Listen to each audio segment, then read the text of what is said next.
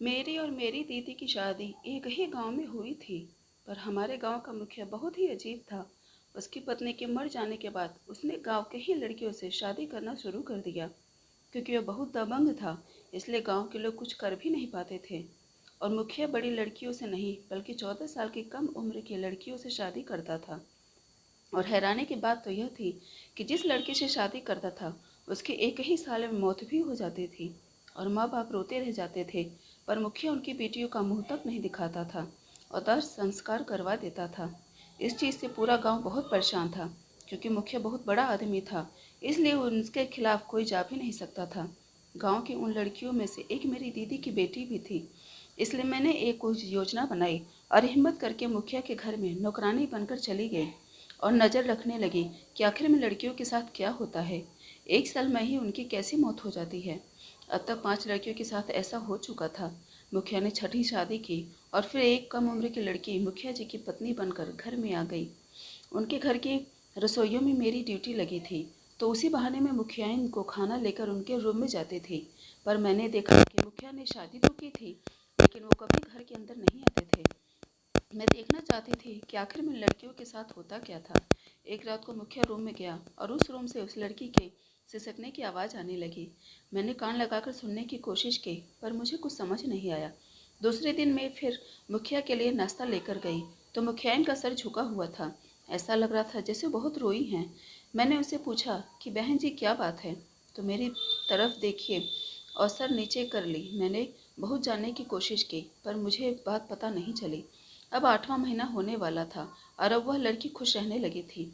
पर कभी कभार रात को कमरे से जैसे बहुत मिन्नतें करने की आवाज़ सुनाई देती थी, जैसे किसी चीज़ के लिए बहुत मिन्नत कर रही हो। और मुखिया आधी रात को ही बाहर चला गया। एक दिन मैंने मुखियाइन को कसम देते हुए पूछा कि आखिर बात क्या है। कोई परेशानी हो तो आप मुझे बता सकती हैं।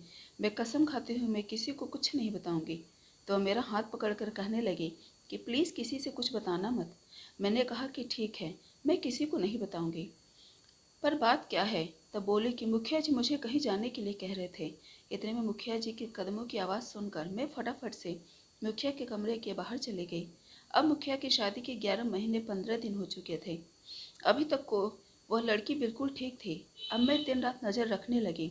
एक दिन मैंने देखा कि रात को मुखिया ने लड़की के सामान को पैक किया और उसकी आंख पर पट्टी बांधकर कहीं ले जाने लगे। मैं भी उनके पीछे पीछे चल दी, पर वह एक गाड़ी में बैठे और गांव के बाहर चले गए। मैं चाहकर भी कुछ न कर सकी, क्योंकि पीछा करते ही मुखिया ने मुझे देख लिया था और उन्होंने मुझे कसम दिया कि तेरे बच्चों को मरवा डालूंगा अगर तूने यह बात किसी से बताई। अब मैं रुक गई और उसी दिन भागकर अपने घर गई और अपने पति और बच्चे को रातों रात मैंने गांव से बाहर भगा दिया। और तब मैं मुखिया जी के बात को सारे गांव के सामने कहा, क्योंकि अब मुझे कोई डर नहीं था, क्योंकि मैंने अपने पति और बच्चों को ऐसी जगह भेजा था जहां मुखिया जी उन्हें कभी न पकड़ सकते। और फिर मैंने देखा कि सुबह में मुखिया जी गांव में फैलाए कि वह लड़की मर चुकी है और उसका दाह संस्कार के लिए लाश उठाकर ले जाने लगे। तो मैं गांव वालों को लेकर पहुंची और मैंने कहा कि पहले आप शक्ल दिखाइए। इस बात पर मुखिया जी बोले कि यह क्या बदतमीजी है, हट जाओ मेरे रास्ते से, वरना तुम लोग जानते नहीं हो। इतने में गांव वालों ने भी साथ दिया और सभी खड़े हो गए कि नहीं, आज तो आपको शक्ल दिखानी ही पड़ेगी। हमारे गांव हमारी लड़कियों की मौत कैसे हो जाती है। तो मुखिया जी गांव वालों को एकजुट होकर देख कर डर गए और लाश को नीचे रखा और मुंह खोला तो वहां पर कोई लड़की नहीं थी, बल्कि एक पुतला था। तब मैंने पूछा कि कहाँ भेजें मुखियाइन जी को, और बाकी लड़कियों के साथ क्या हुआ। तब मुखिया जी सर झुकाकर बैठ गए और कहने लगे कि मेरी एक मजबूरी थी, मेरा कोई बच्चा नहीं हो रहा था और आपकी बड़ी मुखियाइन मरी नहीं बल्कि जिंदा है। मैं एक तांत्रिक बाबा से मिला और बाबा ने कहा कि आप 9 कुंवारी लड़कियों से अगर शादी कर लेंगे जो कि 14 साल से कम रहे और 1 साल बाद बिना छुए उनका जीवन संवार देते हैं, तो भगवान आपको बहुत ही होनहार बालक देगा। मैंने तुम लोगों की बड़ी मुखियान को उनके मैके भेज दिया है। मैं झूठा नाटक किया कि अब वह जिंदा नहीं है। तब गांव को लोगों ने चिल्लाया कि बाकी लड़कियां कहाँ हैं और क्या किया उन लोगों के साथ। मुखिया जी बताने लगे कि मैंने उन लोगों को शहर भेजकर अच्छे स्कूल में एडमिशन करा दिया है, उन लोगों का खर्चा उठाता हूँ। मैंने सोचा था कि मेरा बेटा हो जाएगा तो मैं तुम सबको तुम्हारे लड़कियों से मिलवा दूंगा और फिर अच्छी जगह शादी करवा दूंगा। पर अब तो सब कुछ खत्म हो गया। मैंने कहा, पर मुखिया जी आप ये पहले भी तो बता सकते थे। तो मुखिया जी बोले कि अगर मैं बता देता तो गांव का कोई भी आदमी अपनी नाबालिग कुमारी लड़कियों से मेरी शादी कभी न करवाता। फिर गांव वालों ने कहा, हम कैसे मान लें कि हमारी बेटियां सुरक्षित हैं, हमें अपनी लड़कियों से मिलना है। तो मुखिया जी ने 2 दिन का वक्त मांगा और 2 दिन बाद लड़कियों को लाकर हम लोगों के सामने खड़ा कर दिए। उन लड़कियों को देखकर तो हम लोग पहचान ही नहीं पा रहे थे। अब तो वो अप टू डेट कपड़ा पहने फर्राटेदार इंग्लिश बोल रही थी, और जो भी 2 दिन हुआ था गए हुए, वह भी तो अप टू डेट जैसे कपड़े पहने थे। ये देखकर गांव वाले मुखिया जी के आगे सर झुकाकर माफ़ी मांगकर कहने लगे कि हमें माफ़ कर दीजिए मुखिया जी, हम लोगों ने आपको गलत समझा, पर अब हम लोग आपके रास्ते में नहीं आएंगे।